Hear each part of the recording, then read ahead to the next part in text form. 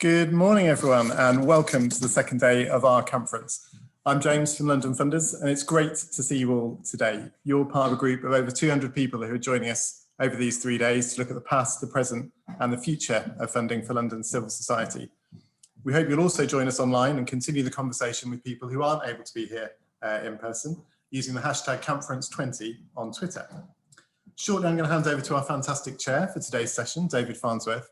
But as people are arriving into the room today, we wanted to go to a quick poll to find out who's here and what you're thinking about as we navigate the now and into the coming months. So on your screen, you'll see a poll up here with 3 questions that we're keen to get your input into, and we'd like you to start voting on the questions here. Each of the questions is multiple choice, so if you want to tick more than one option, you absolutely can. The 3 questions that we want you to answer, firstly, what kind of organisation you represent. This is really helpful for us to get a sense of who's in the room, so our panellists know which members of our sector they're talking to. Given that London Funders has over 170 members from across different sectors, it's really useful for us to get a sense of whether we've got members from the public sector bodies, our independent trusts and foundations, our fundraisers, our lottery givers, housing association, corporates, or our wider membership. So do just let us know which organisations you represent in that first question. The second question is asking you to tell us what you think your organisation is going to do between now and March 2021 in terms of its funding programmes. So whether you're looking at taking new applications in, whether you're looking at changing your priorities, whether you're looking at partnering with other organisations or through things like the London Community Response. We're really keen to get that sense of what your ambitions are for how you're going to do your funding over the next 6 months. And then the final question is asking you about where that funding is likely to be focused between now and March 2021. So whether there's going to be a strong focus for you on crisis, helping people through the winter months, whether you're going to be looking ahead beyond that crisis to renewal and thinking about 1-year grants or more for the sector to help them recover and rebuild. And also whether there are key elements like tackling injustice and inequality or looking at core and unrestricted funding that are likely to be part of your programmes for the future. So really helpful for us if you can just take a moment to tick the relevant boxes on those polls so we can get a sense of who's in the room, what your ambitions and your thoughts are for the next 6 months. And that will be really helpful for us as we go into our panel discussions to be informed by what you're thinking. And then we'll hear from our panellists and we can open it up to a discussion at the end. So I'll just give you another 10 seconds or so to complete that poll. And then we'll be sharing the results back with you so you can also see who's in the room and how you fit in terms of what other people are thinking about their funding programmes.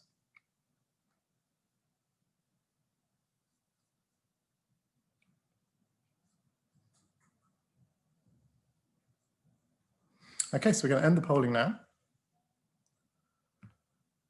and share the results with you on the screen there. So you can see in terms of the organisations that you represent here today, a good mix from across our membership represented here. Strong emphasis on the independent trusts and foundations, making up half the audience today, 15% being from our public sector bodies as the biggest shares of the audience today.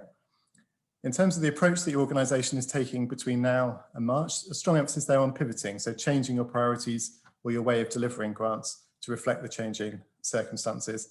But importantly for us, also a strong message there about collaboration. Just under half of you are looking about how you can partner with other people and can contribute to partnerships such as the London Community Response. And on the third one, in terms of where you're going to be focusing your funding between now and March 2021, biggest answer there is about core, looking at unrestricted funding and trying to give people flexibility, which again, from some of the surveys that we've had back from civil society, a really strong message there that that's going to be a welcome thing in terms of enabling the sector to respond both to the difficult times ahead, but also as we look forward to renewal and recovery. And those are the themes that we're going to have in today's session, for which I'm really grateful that we've got a fantastic chair and a fantastic panel who are going to be taking you through the next hour and 15 minutes, sharing their thoughts and reflections. And for that, I'm going to hand over to our chair for this session, David Farnsworth. Thank you very much, James, and a huge welcome to all of you today, and welcome back to some of you who joined yesterday.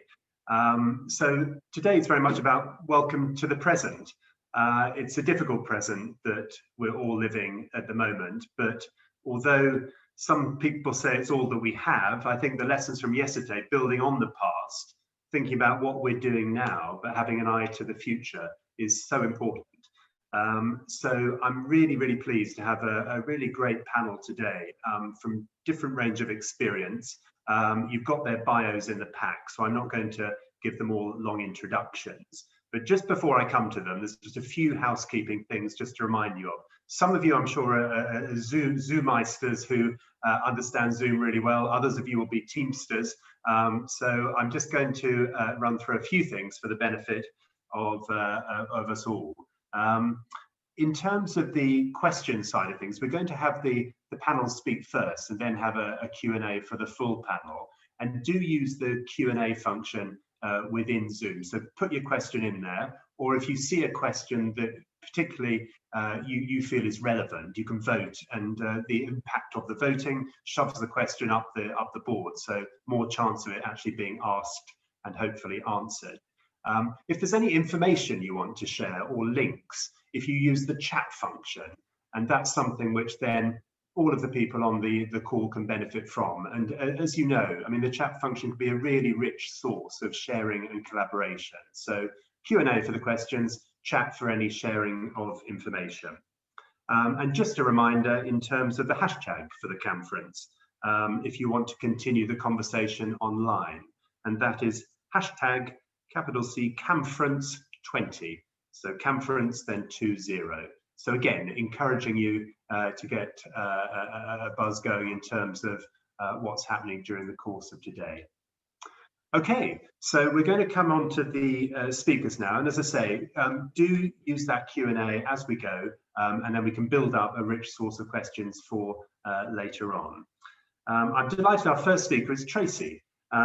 So Tracy Lazard, again, do refer to her bio. Great experience, and just so delighted to have you, Tracy. So I'm going to go off camera now and hand over to you. Thank you.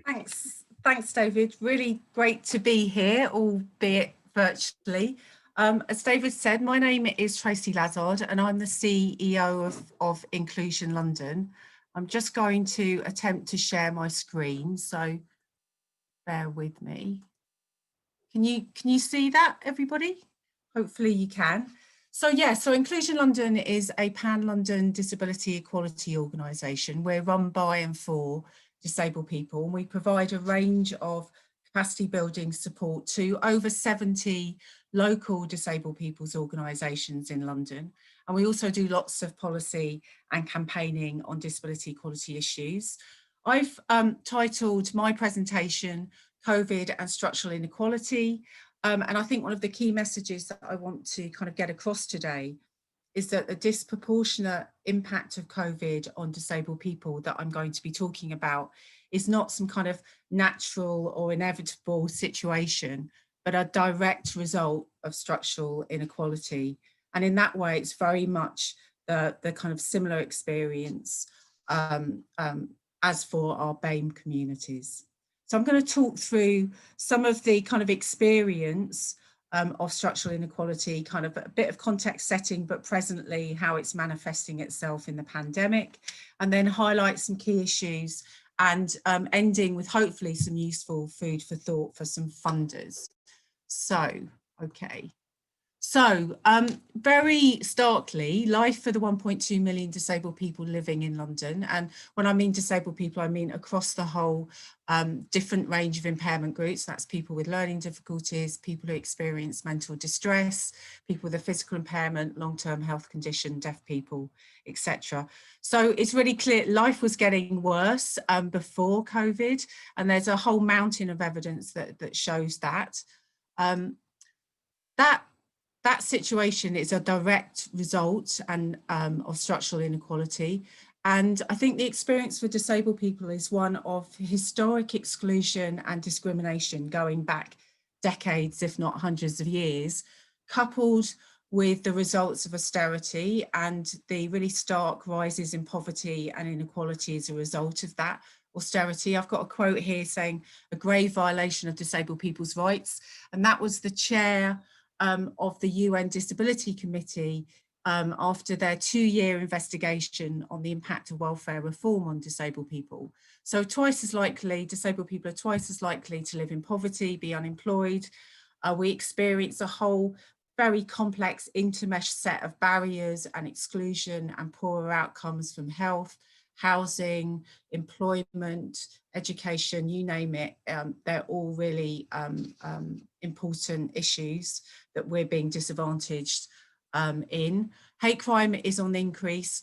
And I think one of the big impacts of austerity is huge cuts to statutory support that disabled people disproportionately need, and probably in the context of the pandemic, most pressingly, social care and the kind of crisis of social care. So the latest stats from ONS show that 6 out of 10 deaths, COVID deaths, are disabled people. And as I said, there's nothing inevitable about that. That is a failing to protect, a failing to listen, and a failing to include disabled people across the whole response to the COVID situation. So I'm going to just quickly highlight a few kind of key themes that have come out of disabled people's experience of the pandemic so far, and they are absolutely current and escalating. So the first is a whole set of situations and experiences that, you know, really are questioning disabled people's worth and value. So that's from the mass photocopied do not resuscitate notices that went out to care homes and supported housing, through to NICE guidelines that basically said, if you need support to do kind of daily living tasks, then you're not going to get access to hospital treatment. We saw social care being ignored, and frankly, it looks like that's continuing. And a very strong message from our organisations is that disabled people's voice is not being heard in recovery planning. So a lot of the changes, for example, to the street scene are being really discriminating against disabled people and disadvantaging them. We've seen no guidance for disabled people, and I think very tellingly, you know, the UK, England government was the only government that persistently refused to provide BSL interpretation at the daily briefings. The other big issue is lack of access to absolute essentials like food, health, social care, PPE, and then kind of wider issues around benefits, difficulties applying, appealing, and then the lack of face-to-face services.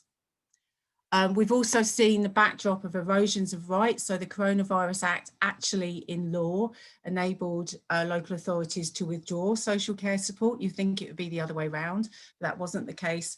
And we're seeing really worryingly many thousands of disabled children with educational and health care plans being excluded from school and not having gone back to school since March.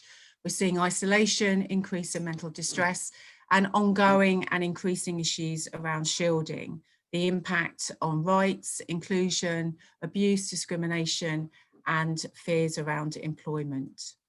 So how is our community responding? Well, disabled people's organisations run by disabled people are carrying on delivering really vital services, and there's a lot of real grassroots activity around very practical services about delivering food, medication, benefits, paperwork, and lots of really interesting peer support initiatives. We've done some great work with London Funders alongside other equality organisations, looking at how we can increase the take-up of the COVID funding that is around and ensure that grassroots user-led organisations are getting it. And we're doing a lot of campaigning. And online has been really interesting for our community because it's really opened up a lot of participation for some disabled people, but we're also really aware that it's excluding a sizable number of disabled people that are digitally excluded. And I think kind of for our movement, and it's very intersectional, the kind of Black Lives Matter protests across the world have really renewed the determination to tackle structural racism, but also structural inequality more widely.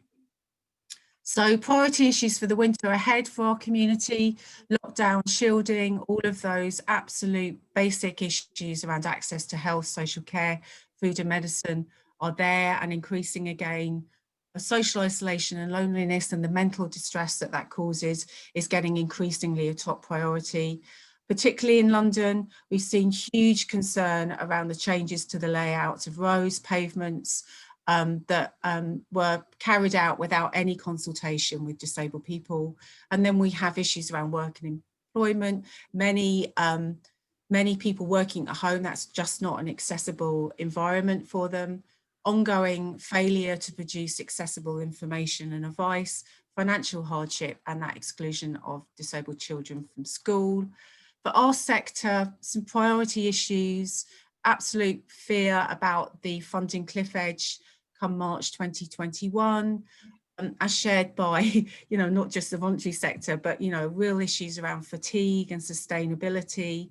And I think the realization of delivering long-term online and the impact on the quality of support, but also for staff, is becoming increasingly concerning. In our sector particularly, we've got issues around staff members shielding and the mental health of staff. Unmet need is building up. And of course, what we're faced with is a backdrop of recession and the fear of more austerity. And then we're seeing the continued exclusion or marginalisation from decision-making that affects us. Finally, what can funders do? Well, we've been working with other equality infrastructure organisations, with London funders, to look at this issue. And we're very clear about some key messages to funders.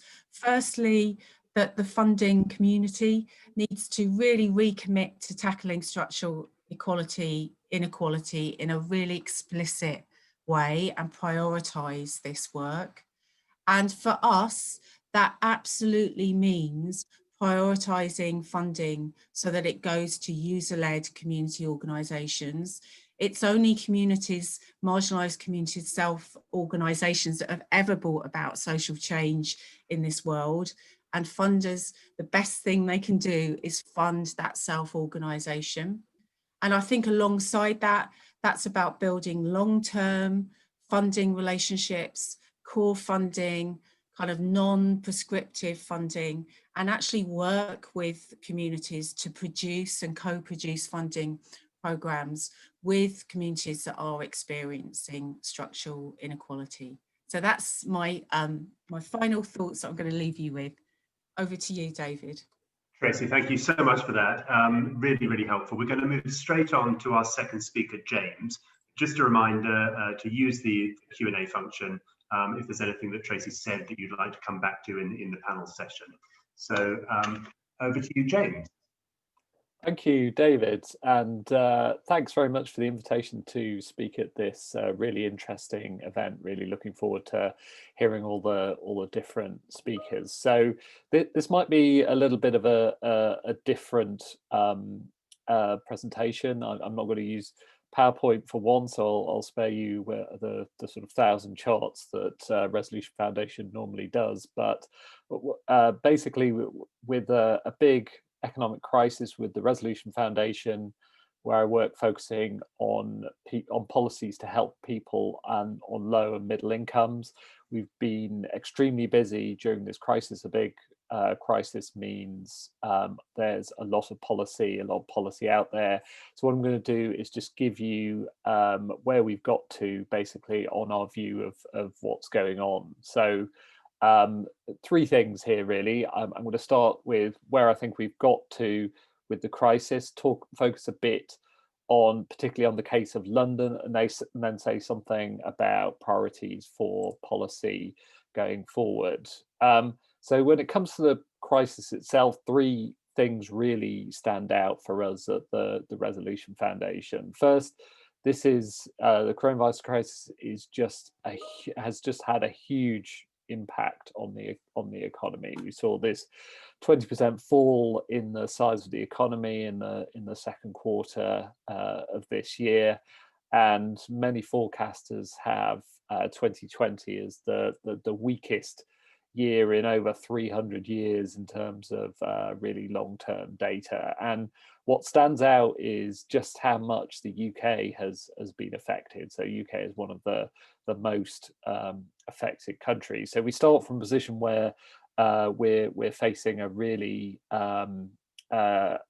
big crisis. But the other thing that's obvious about this, my second thing is it's a really unequal crisis. So the fact that stopping the spread of the virus means measures that reduce social interaction really affects those sectors that are reliant on that social interaction. So, for example, activity in the hospitality sector fell by 90% in April. So an absolutely huge hit to that sector.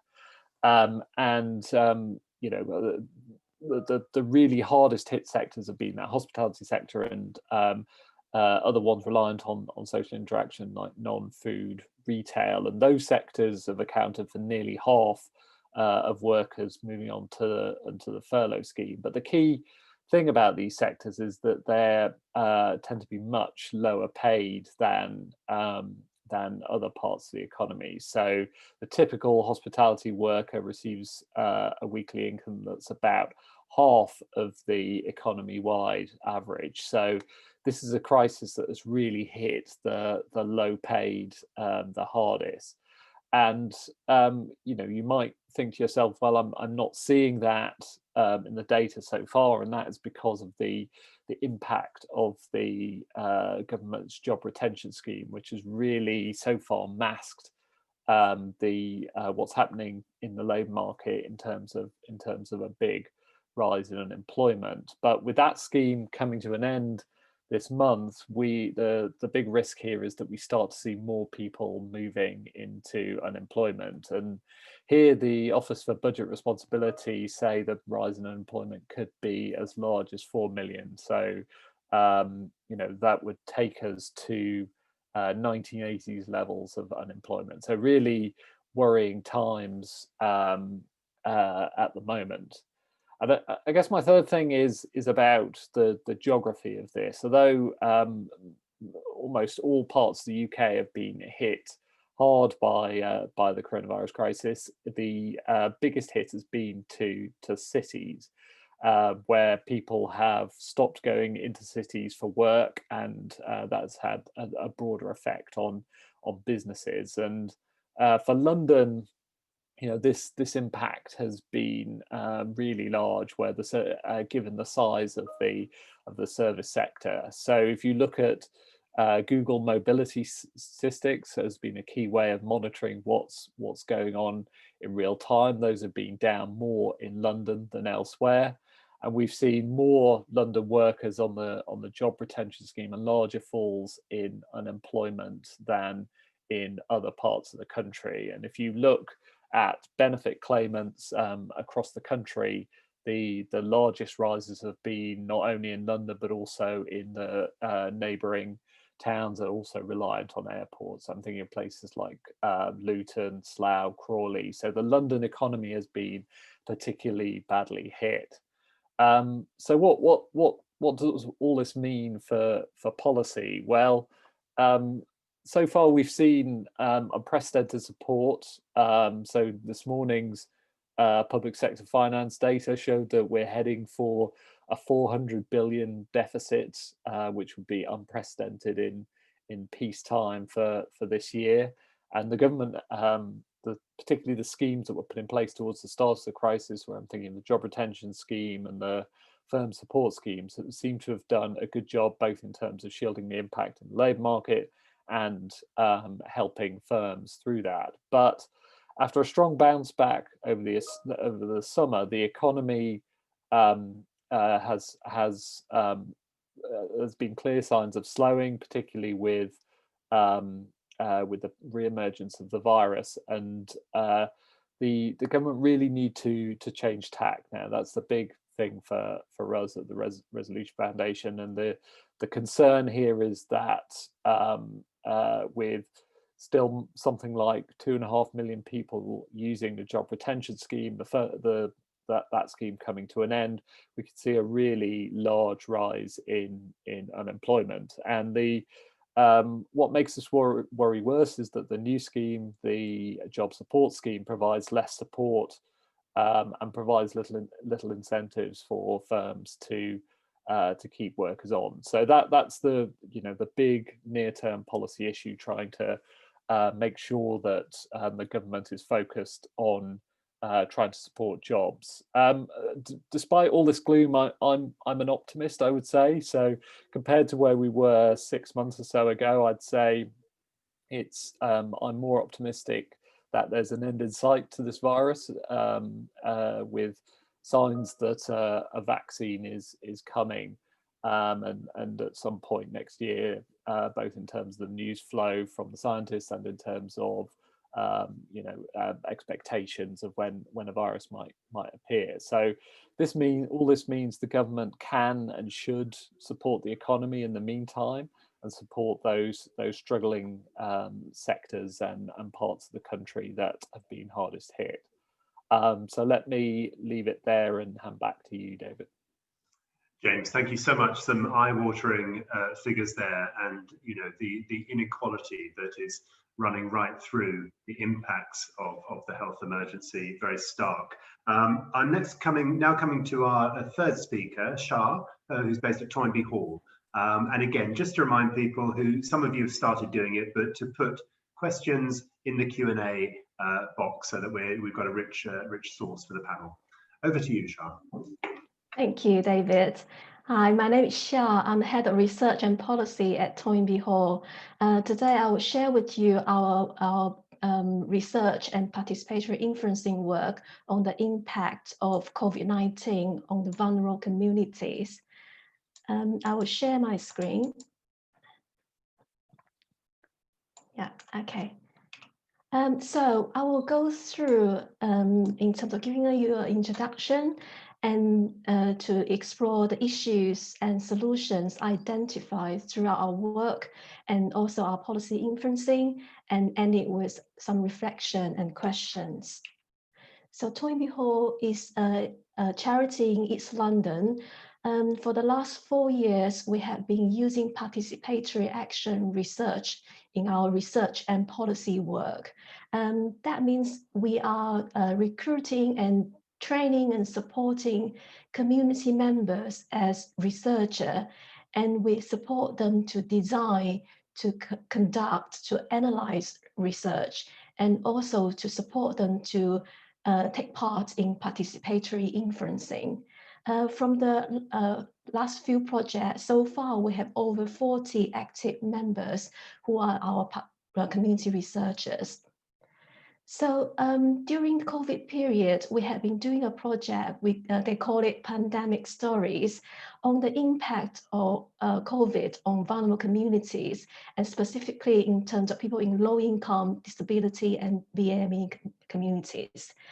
They are in the process of talking to 50 households in London and also in other boroughs using interviews and different methods. So our project group includes 17 community researchers from those vulnerable communities, and they are joined by paid interns from Oxford University and also our partner, Thrive London. So at the beginning, we start with designing the project. So we're looking to statistics available in terms of the impact of COVID-19 externally. We then also gather insights from our service team, our community service team, as well as advice team in terms of what are the community insights so far. Then together, we got 10 focus that we then vote to decide. So altogether, we as a group decided to focus on 4 areas that community researchers believe strongly matter to their community in East London and beyond. And that is help and support general, and digital access, mental health, and powerlessness. So there are some key issues identified, and I would like to highlight 3 points here. One is about employment. So, and as James also mentioned, employment is a key issue during this period. And we know that statistically, we know young people are very much impacted by this this period. But I just want to highlight in terms of people in mid-age, the fact that they might need to switch career. So in a way, our community feel that there could be a group that are left out. Second point about space. So community members talk about the needs for virtual and physical space during this period. And in a way, they felt that there's a lack of clarity over member ownership in terms of who can use it, how to get involved. Number 3, about the fact that, communities are already self-organizing. Yesterday, colleagues talked about mutual aid, and in a way, really, it's also, I completely echo that. And I like to also highlight there could be individuals like Melissa, who we know, who experienced digital exclusion and now are fundraising for laptops and data for people they know, that her neighbors as well. So a question here is about how funders support this individual as well as mutual aid groups so that they are well supported and not institutionalized. In terms of solution identified, there are quite a few lists, and at the moment we are working together as a group and also with external stakeholder to shape it. And that solution shaping stage start with shaping it with interviewees. So there are 5 that I would like to highlight here. One is about employment. Community members suggest that we should co-design employment support and possibly considering the peer support element in terms of employment support. Number 2, about space, the need to map out community space and provide clarity. And also, there's a strong feeling that we need to understand and develop more in terms of the role of food growing and sharing in building communities.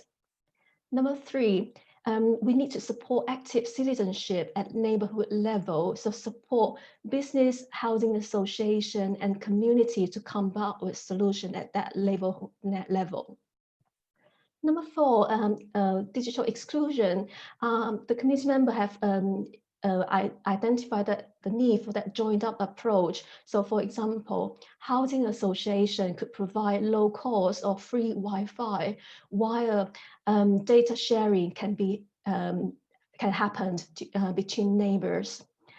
Last but not least, in terms of support, so at the moment there's a lot of support for individuals, so we recommend that there could be support for family as a unit as well.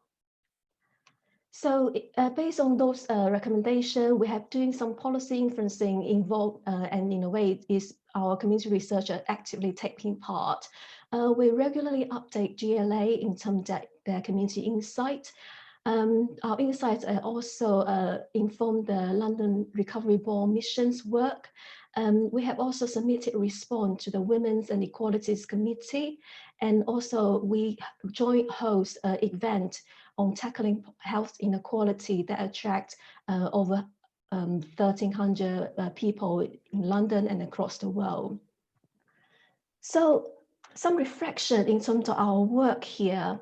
So we have been always kind of developing solution with community, but what we found during the COVID period is a little bit difficult to develop solution with community. So we asked why. They told us that they felt hopeless and they felt that they don't have permission to do so. So it's the strong feeling of hopelessness and powerlessness in here.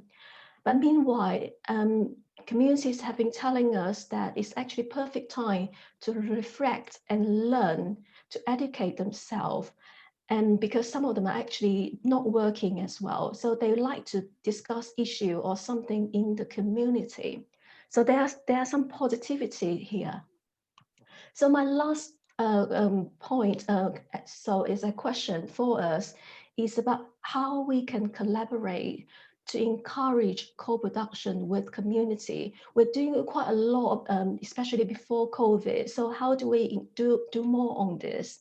Secondly, how can we collaborate to link up communities with policy makers so they don't feel powerless and they are really encouraged to take part in this?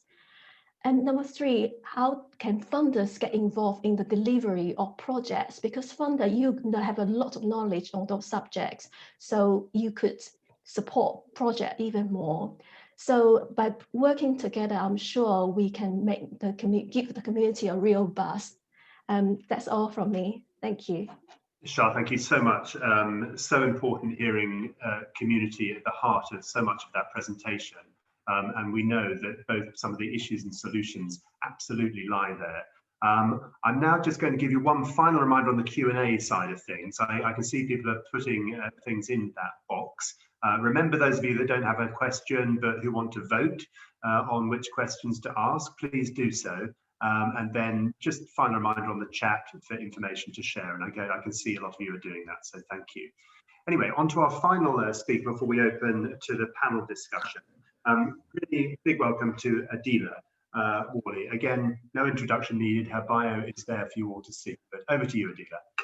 Thank you very much, David. So my name's Adila. I'm the CEO of Charity Comms, and we are the membership body for communications professionals, really trying to support their charities to use strategic communications to drive positive change in the world. That's what we do.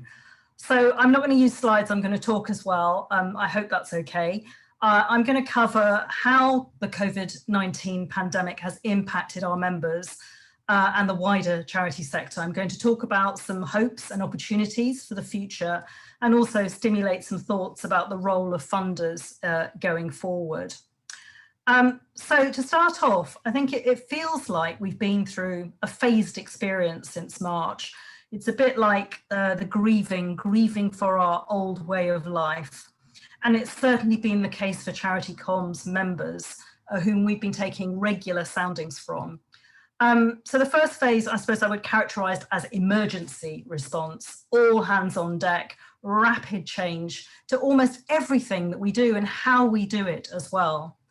The second was adapting and normalizing to remote working. It just became the way we do things. The third phase, I'd say, is exhaustion, the real dip in organizational resilience and societal resilience. How long will this go on for, this uncertainty, this anxiety? And for our members, the phase that they're probably in now is reflection, which involves planning, looking over the horizon, re-strategizing, restructuring, and sadly for many, having to do more with less, having to make redundancies as the furlough scheme comes to a close. In each of those phases that I've described, I think there have been some consistent themes that have kind of waxed and waned, and they touch on some of what we've heard from the rest of the panel this morning. So firstly, the impact on supporters and beneficiaries of charities will definitely, I mean, Tracy gave us some powerful testimony about the impact on disabled people, but the lack of face-to-face communication and face-to-face service delivery we've had to reinvent the way that work is done. Clearly, there's a massive concern around income, the drop in finances, and having to rapidly think about how to fundraise digitally. And we've had some great examples of this, the 2.6 challenge, the BBC's Big Night In, and the massive get together are all signs of innovation and creative thinking. There's been enormous pressure on marketing and digital communications teams. Suddenly everybody wants access to digital channels or to create new digital products and services. And of course, there's the challenge of cutting through the noise, being seen and heard when the public and media discourse has been understandably dominated by COVID-19. But charity communicators have still really had to work hard to build their brand, to manage their reputations, and to demonstrate relevance and impact in this critical period.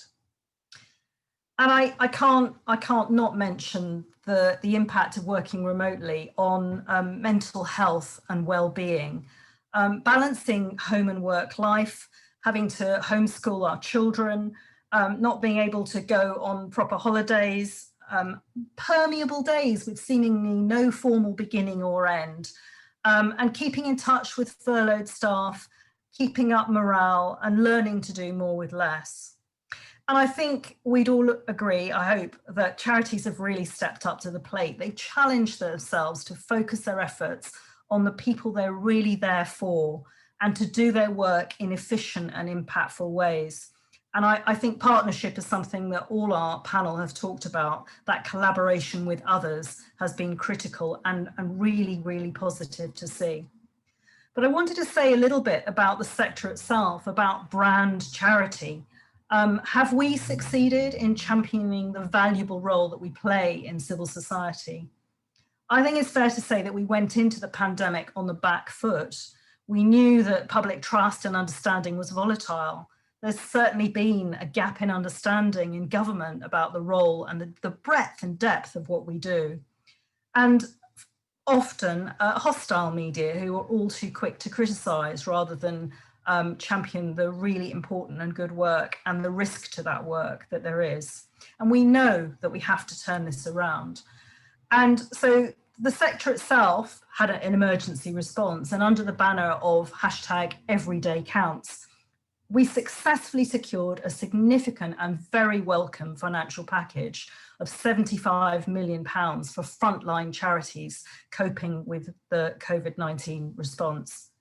But we know that the financial impact on the sector goes well beyond this, and that the equitable distribution of funds is taking longer than we would like. And many charities are facing an absolutely existential threat to their survival. And so that's why we've been running a new campaign phase under the banner of Never More Needed.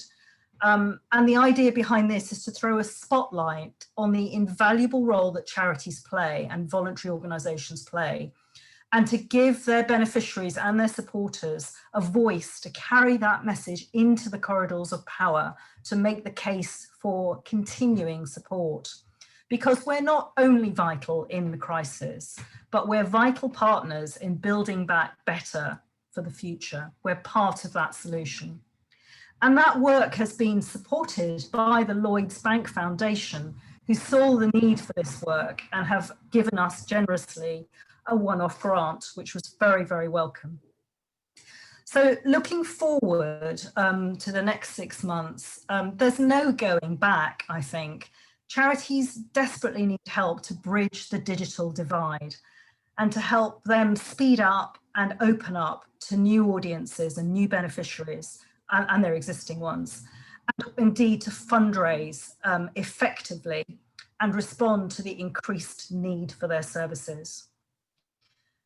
We need an ability to build on what's worked in the crisis. So those new working cultures, integrated teams with shared objectives and a willingness to try new things, learn and learn fast, and to forge fruitful partnerships and collaborations. And refreshing and focusing our strategies, really challenging ourselves of what are we here for? Why are we here? Who are we here for? To deliver our core audiences, our core mission to our audiences. And I think part of this means letting go, actually saying we're not going to continue with business as usual. We're going to focus on one or two things that we know we can do really well. And for the sector, I think there's a bigger problem. I alluded to the back foot earlier. And so I think there's a real need to continue supporting the work that we're doing on rebuilding public trust, on telling the story of why our sector really matters, and winning back the trust and the ears of politicians, the media, and the public. So how can you, as funders, help?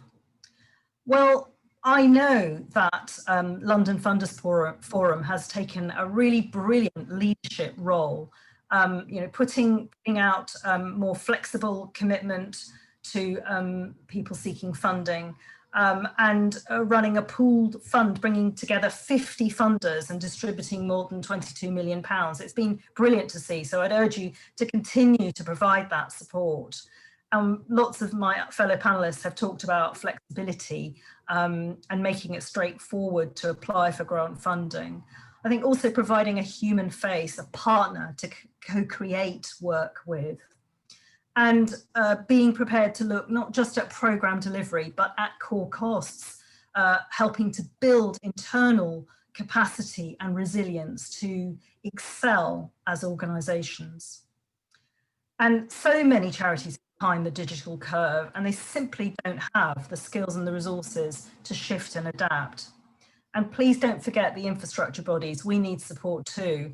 We're the glue that binds together people and places, and investing in us can have a really big impact on the networks we're there to support. I'm going to give the last words to a 16-year-old student from Bromley in Southeast London, near where I live. She's featured in the Guardian's paper today under the banner of Generation COVID. And she said, "We need to reform the way things work.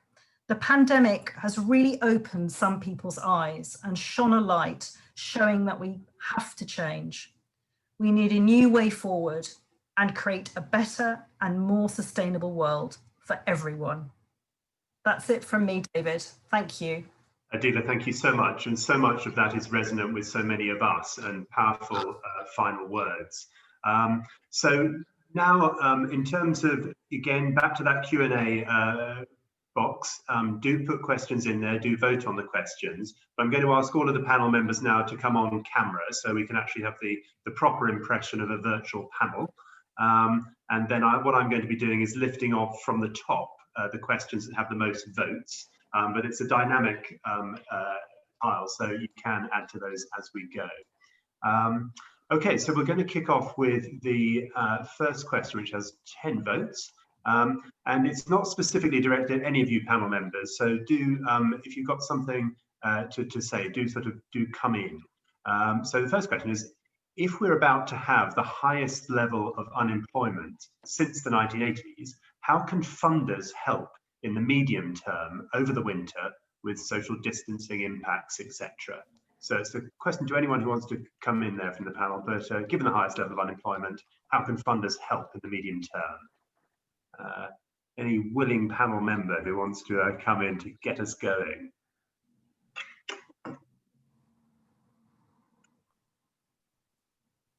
Anything from you? Then. Go ahead. Okay, sure.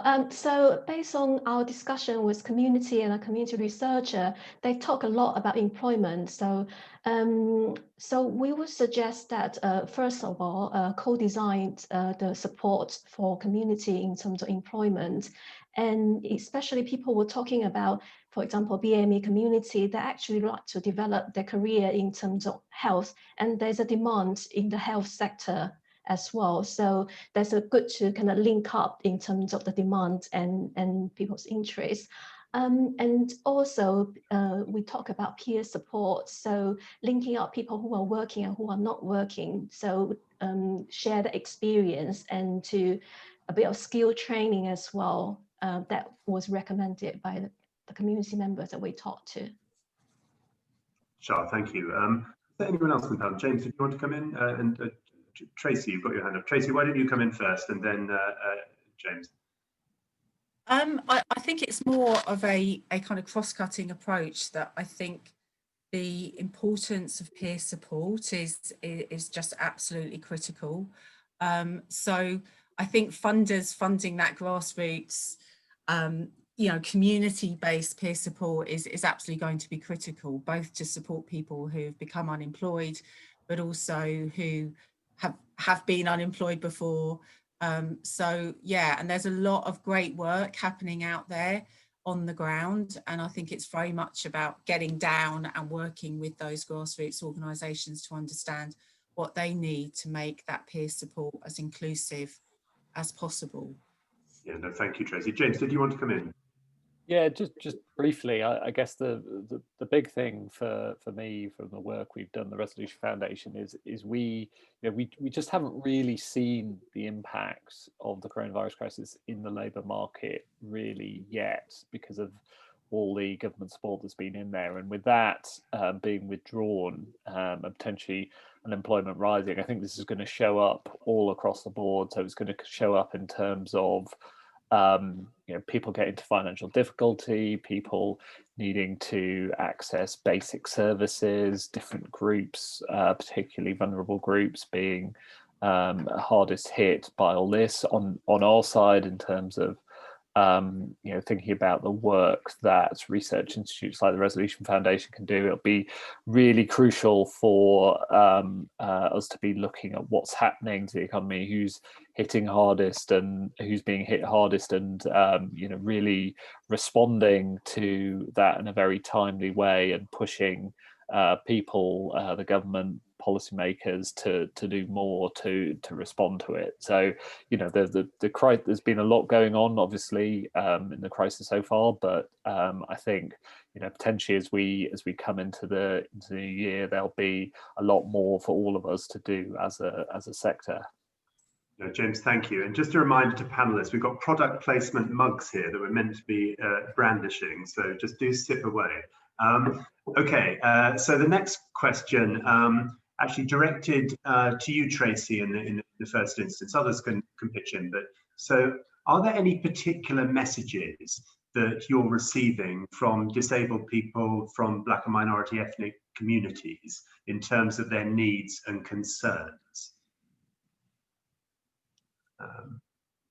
Go ahead, Tracy. Yeah, I mean, I guess we're working with a emerging, really exciting group called Disabled Black Lives Matter. And that's a group of Black disabled people that are wanting to bring about change in the DPO sector, and to really raise awareness of that kind of the intersectional experience. Because the reality is that if you're Black and disabled, the barriers to getting decent housing, to getting culturally appropriate social care support are that much harder and more difficult. So I think that there's a real message, again, kind of energized through Black Lives Matter, of saying, you know, we need to really understand that intersectional experience, which up to now has been an experience of erasure. So, you know, without speaking for that community, I think one of the big messages of Disabled Black Lives Matter group is the need for both kind of the BAME sector and community to understand of disabled members of that community. And we very much have a lot of work to do in the disabled people's rights movement to really embed intersectionality. And we've just started to do a piece of well, we're launching a project that is working with disabled people with intersectional experience and working with the sector to build that understanding of intersectional issues. That's launching on the 1st of December. So I can send kind of details about that, but it's really long-term work. But I think the intersectional lens, we all need to do so much more to really understand that experience. And at the moment, too often you have to kind of give up some of your identity to fit into certain boxes, and we need to kind of, you know, remove those boxes and understand that come from that intersectional perspective. So things are much tougher generally, but there is a real demand to say, no, we really need to start looking at the particular experience of disabled Black people. And in London, that's 600,000 people. Yeah, thank you so much, Tracy. And I mean, you know, the intersectionality is in the spirit of this conference, the collaboration, the understanding, the listening across, which I know many of you are already doing. Straight on to the next, James, one directed at you specifically from the Resolution Foundation's perspective. What's your view about the universal basic income proposition? Yeah, so I'll try not to talk too much about this because there's, you know, a heck of a lot of debate about universal basic income and the pros and cons of it. I think 90 seconds, James. Yes, you know, I think the key thing is, you know, UBI, the benefits of it really depend on the design of it. So, you know, it's not in and of itself conceptually a magic bullet that policy that you know, you could implement that would change things radically. For us, the really big thing is that as we move away from people being furloughed in their jobs to people losing their jobs, there'll be a jump from people getting support from the job retention scheme to getting support from universal credit. And the government have increased the generosity of universal credit, the increasing of £20 a week, and that has been hugely beneficial. They've not yet said whether they're going to continue that support. We think as a minimum that is absolutely vital as unemployment rises, and the next phase of all this, as I've said already, is really going to shift from supporting jobs to supporting people who are made unemployed, and that's the big thing for us. Okay, so not a straightforward yes or no answer there. I mean, I think more nuanced than that, but thank you, James. And Shah, one for you actually directed next. It's how can funders reach micro self-organized mutual aid projects? And then query whether this is something for the fourth wave of collaborative funding. But focusing on that first bit, Shah, how can funders reach micro self-organized mutual aid projects? Sure. There are a lot of community organizations who are at the moment supporting those individuals. So talking about food support, talking about the laptop sharing data that I mentioned earlier. So I suggest that community organization could be a starting point, that through those, because in a way, all these individual need was, for example, a space to deliver stuff, for example, and also more importantly, support to fundraise. So in a way, a community organization can be treated as a media where funders can reach those individuals, and at the same time, individuals can benefit a lot from support from the community organization, but just make sure that is not as part of that organization. It's about kind of mutual support. No, thank you, Sean. I suppose there's something about the challenge that some of the mutual aid groups are not yet formally constituted. They may not wish to be. So it's a case of how that folds in. Exactly, and really, we don't think we want to kind of institutionalize this, because it's the organic form, and we should keep it that way, really. And then the second question about whether that's something for the collaborate funding, absolutely, I completely agree, because this is about kind of sustaining the community, and that is most organic and most sustainable way, really.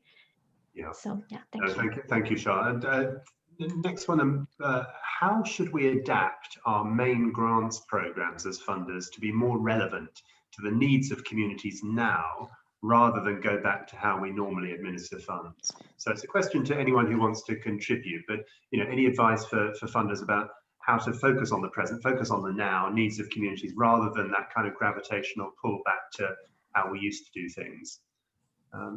Anyone want to come in? Mike's just coming. Please do. Sure.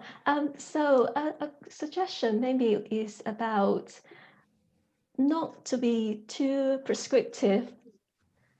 So encourage community to say what they need, and not in terms of individual, but their community, in terms of what they need as a community. And so that means organization-wide, we need to facilitate that. We need to make sure that we are not capturing just individuals' need, but having a bigger picture. But not to be prescriptive would be really helpful, and more open to that kind of co-design idea. I know it's less certain in terms of what the funding is going to do, but our experience is that it's so powerful, and is much more long listing. Charlotte, thank you. Tracy, you were going to come in, I think. Yeah, I just wanted to echo that. I think it's funders need to go out and start building up relationships with marginalised communities.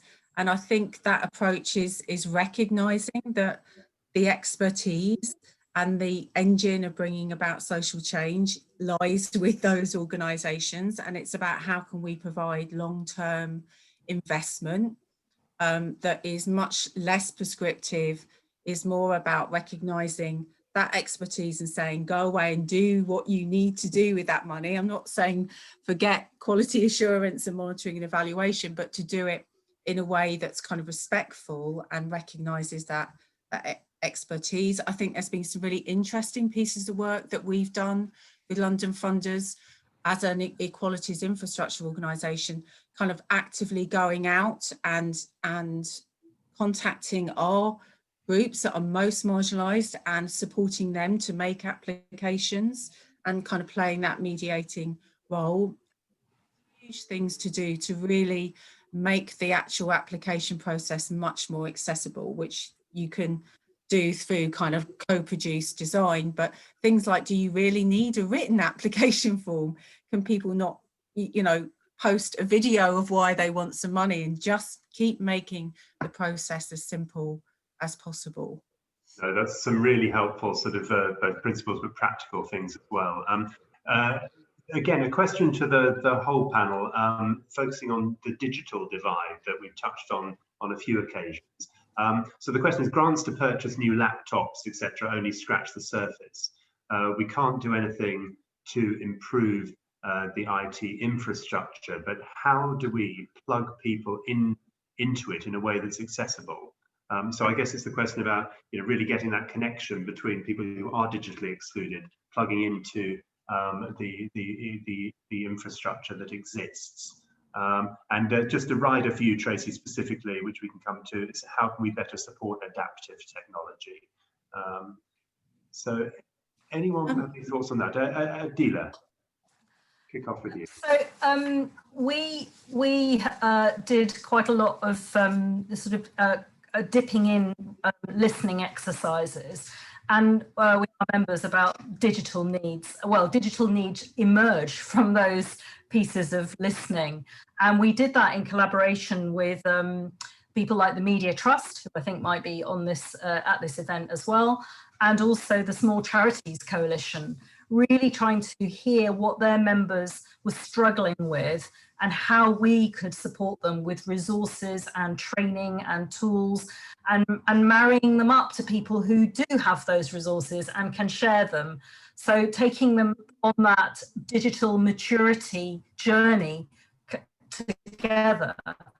And what we do is peer-to-peer learning. So we get our community to share knowledge and skills. So I think that's really important. And I know that one of the things that I think NCVO have received some funding to help surface all the really great information that is already out there for communities and charities and not-for-profits to use. And there's a real lack of knowledge about what already exists. So surfacing that up and putting the power into people's hands to use those tools, I think really is important. And it's about developing confidence, developing competency in digital as well. And also, I think fostering a kind of, I know this is jargon, innovation mindset, you know, actually an appetite for trying new things, testing and learning. And if it works, that's brilliant. And if it doesn't, you move on really quickly. So I think there are lots of ways. And I do think investing in internal digital capacity is really important right now. I think it will help to bridge that those people most excluded from those channels. So I'm going to hand to Tracy because I think she'll have. Thank you, Julia. No, very helpful. And Tracy, particularly on the adaptive technology. Yeah, just a couple of comments on technology generally. I mean, I think it's just understanding that this is life now and will be forever. And so it's a really long strategic thing that we need to do to tackle digital exclusion.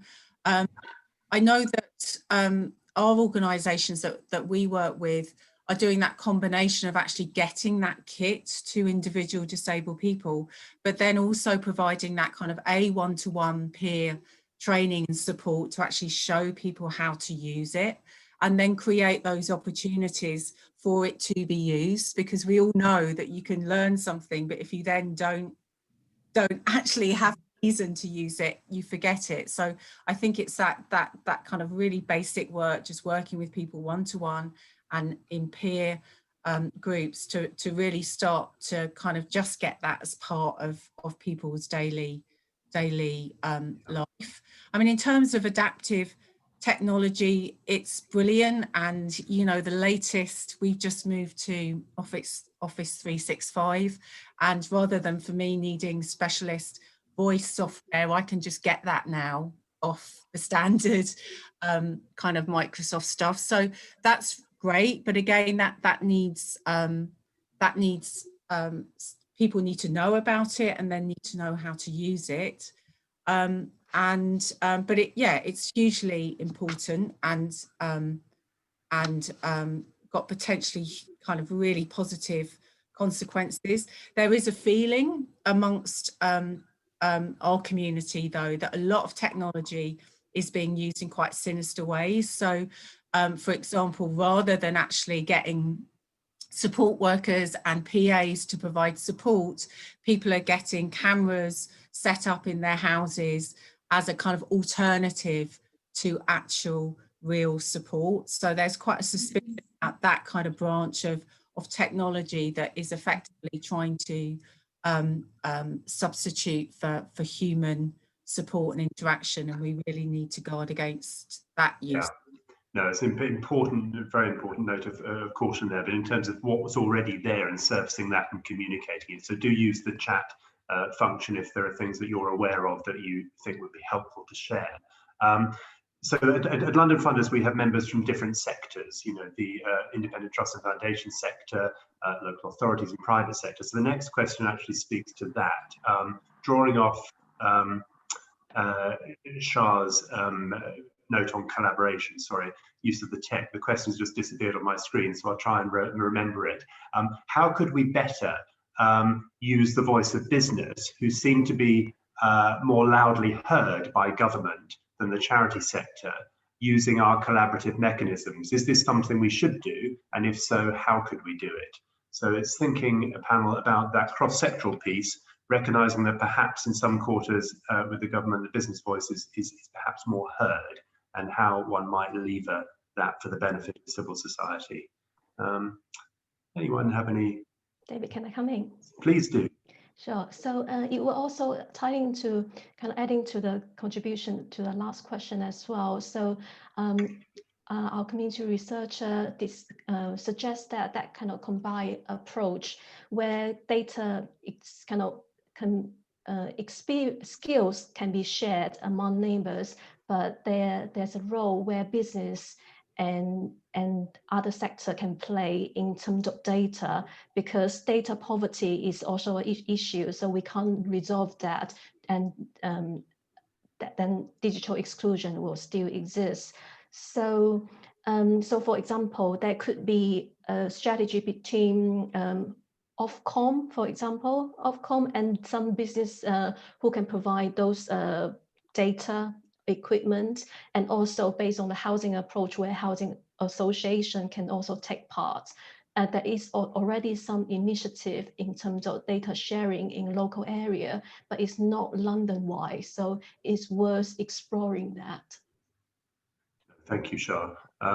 Just something again for all of the panel, and this is asking your advice as a panel of how funders can actually help influence their boards. And this is the temptation for funders, particularly those with less resources, is to tackle short-term symptoms rather than structural inequality.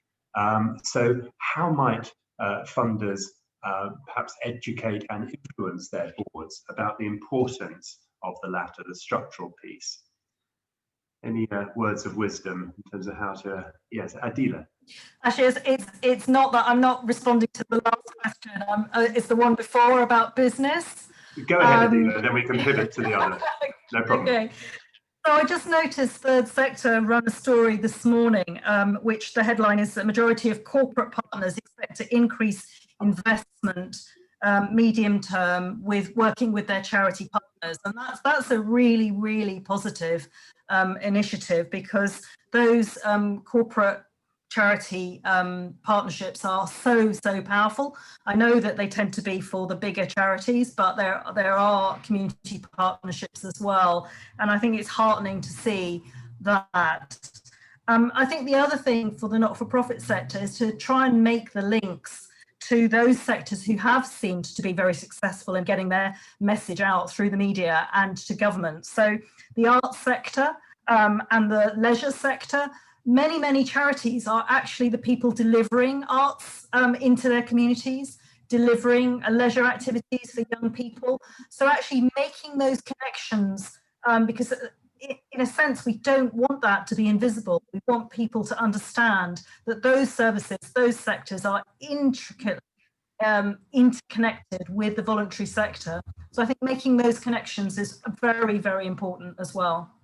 Absolutely. No, thank you, Adila. Thank you, Adila.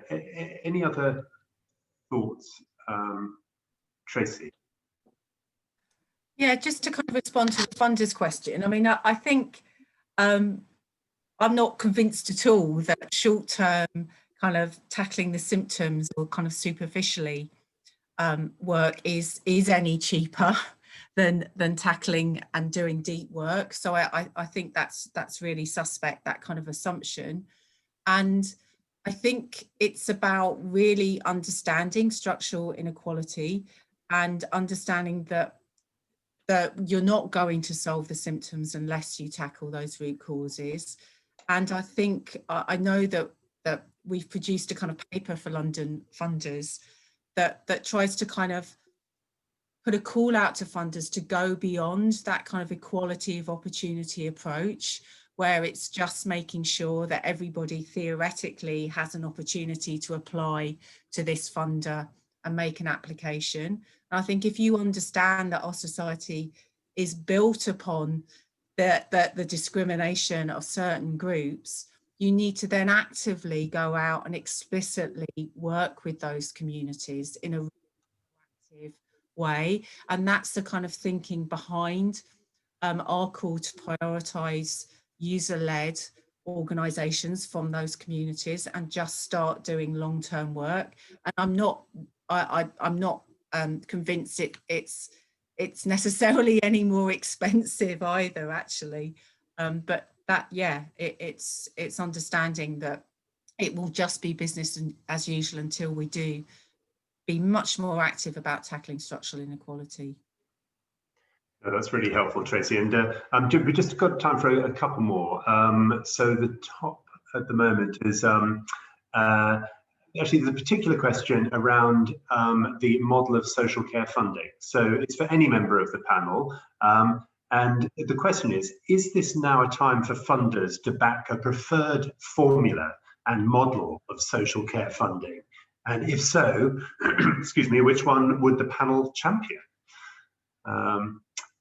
So Tracy, why don't you kick us off, and then yes, it's a top priority issue for us. We've worked with DPOs across the country over the last 2 or 3 years, and we've developed what we're calling a national independent living strategy, and that kind of maps out a national independent living kind of social care service that shares a number of the principles of the NHS, so free at the point of need, absolutely funded through progressive general taxation, but delivered locally and co-produced locally, but with national entitlements. We've got grave concerns about some kind of quite crude integration of health and social care. So we think social care stroke independent living, as we want to call it, should be really distinct. But there's lots of thinking going on. What is absolutely shocking is that the social care, the narrative around social care doesn't even mention disabled people who are half of social care users. So we've got a long way to go just to understand that this is an issue that does go beyond older disabled people. But it's been absolutely kind of criminal, the lack of leadership in addressing this issue. We've got a policy paper. I will send the link. That's what we would advocate, funders advocate, but it has to be progressively funded and it has to be based on national entitlements. Because just to finish, at the moment, we have a situation where disabled people's access to support to enable them to live a basic, decent life is dependent upon the political choices of local boroughs, and they have an impossible situation with 60% cut in funding. So literally there are those choices. Do we mend the potholes in the road or fund decent social care? And there should not be, that they shouldn't be kind of balanced in the same kind of decision-making process. Tracy, that's really helpful. James, you wanted to come in as well, I think. So I was going to say something very similar to Tracy, but much less powerfully. I think you know, the social care sector has had this crisis. We haven't confronted it as a country for such a long time now, and you know there's the need to confront that issue and to do it in a way that is progressive and provides a long-term solution that is you know, incredibly compelling.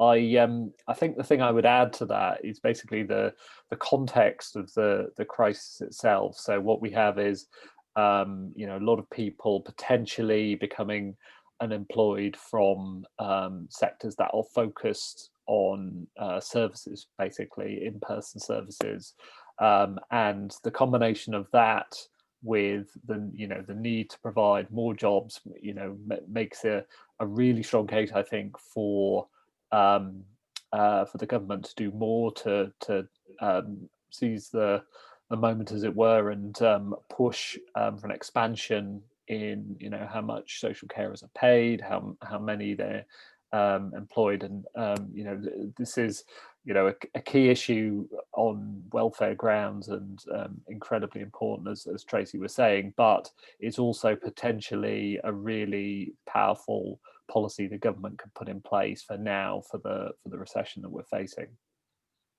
James, no, thank you very much for that. And I'm just going to ask this sort of final question, which is actually in some ways a pivot itself to, or a segue through to James Banks, who'll be taking over in a second. So this is talking about, there are so many funders pivoting their own funding at the moment. It feels like there's a need for mapping funders' various priorities to identify where the gaps are.